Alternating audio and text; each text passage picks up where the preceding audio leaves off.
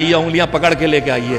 جو میں کہہ رہا تھا آپ سے کہ آج ہمارے جوان باہر کھڑے رہ جاتے ہیں، دین سیکھنے کا ذریعہ کیا بچا ہے؟ قرآن اور حدیث ہم پڑھ نہیں پاتے، عربی میں ہے، کتاب ہے، اس کے بعد جو اس سے پڑھ کے لکھی جائے۔ کتاب ابھی تک اس زبان میں اتنی آئی نہیں جو آپ کی زبان اردو ہندی۔ اردو میں بھرا پڑا ہے دین، لیکن اردو آپ کو آتی نہیں، پڑھنا نہیں جانتے، خالی بولنا جانتے۔ مدرسے کے مولوی صاحب اگر ذرا دین سکھانے لگے اور ایک سنٹی مار دیں تو اس سے مار پیٹ ہو جاتی، وہ بھی ڈر گئے۔ پہلے بزرگ ماں باپ بزرگ محلے کے دین سکھاتے تھے، وہ چیپٹر بھی کلوز ہو گیا۔ اب گھر میں دادا ہی ٹوک نہیں سکتے، بہو لڑنے کھڑی ہو جائیں گی، محلہ تو بہت دور کی بات۔ تو دین سیکھنے کے جتنے ذریعے بچے تھے وہ کیا ہوئے؟ قرآن عربی آتی نہیں، پڑھ نہیں سکتے، حدیث پڑھ نہیں سکتے، پھر نہج البلاغہ آتی نہیں، ہندی میں انگریزی میں گجراتی میں اتنا دین ابھی آیا نہیں ہے، تھوڑا بہت آیا ہے۔ محلے میں پیش نماز کی ہمت نہیں دین سکھائے، نوکری سے نکال دیا جائے گا، تو اب بچہ کیا ہے؟ ایک مجلس بچی ہے، زیادہ دو جملے کہنا چاہوں گا۔ ایک جو مجلس میں آنکھیں بیٹھے ہیں ان سے، اور جو باہر کھڑے رہتے ہیں نوحے اور ماتم کے انتظار میں ان سے، جو بیٹھے ہیں ان سے کہوں گا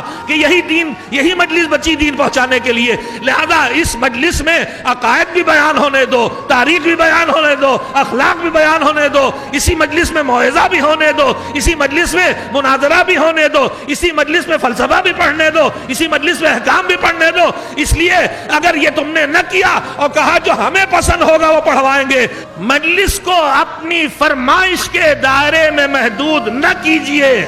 اور جو باہر کھڑے ان سے کہنا چاہوں گا کہ انہوں نے اپنے پسند میں بھی کچھ تھوڑا بہت خندر، خیبر، کچھ معراج، کچھ شب ہجرت سن لیا، کچھ تو دین تک پہنچ گیا، ان تک پہنچ ہی رہا ہے، پہنچ گیا کچھ ان تک۔ مگر جو تم ماتم کے انتظار میں باہر کھڑے ہو، تمہیں عربی نہیں آتی، تمہیں فارسی نہیں آتی، تمہیں اردو نہیں آتی، تم کتاب پڑھتے ہی نہیں ہو، تم دن بھر موبائل پہ کھیلتے ہو، تمہارے ہاتھ میں کتاب نہیں، موبائل پر آج کل اسرائیلی روایات زیادہ ہیں، اگر اس سے سیکھو بھی دین تو پتہ نہیں کہاں سے دین پہنچو، کون استاد تمہارا یہودی ہو جائے گا کہ عیسائی ہوگا، کہ کس گروپ سے ہوگا تمہیں پتہ نہیں، یہ نقلی مال چل رہا ہوا سب پر۔ تو اگر تم مجلس میں اندر نہیں آئے اور تم نے فرش اعضاء پہ آ کے نہیں بیٹھ کے سیکھا تو پھر کہاں سیکھو گے؟ یہ کمزوری کیوں ہے؟ یہ کمزوری اسی لیے ہو رہی ہے کہ مجلس سے باہر کھڑے رہ کے مجلس میں ماتم کے لیے آنے والوں کی تعداد بڑھتی جا رہی ہے۔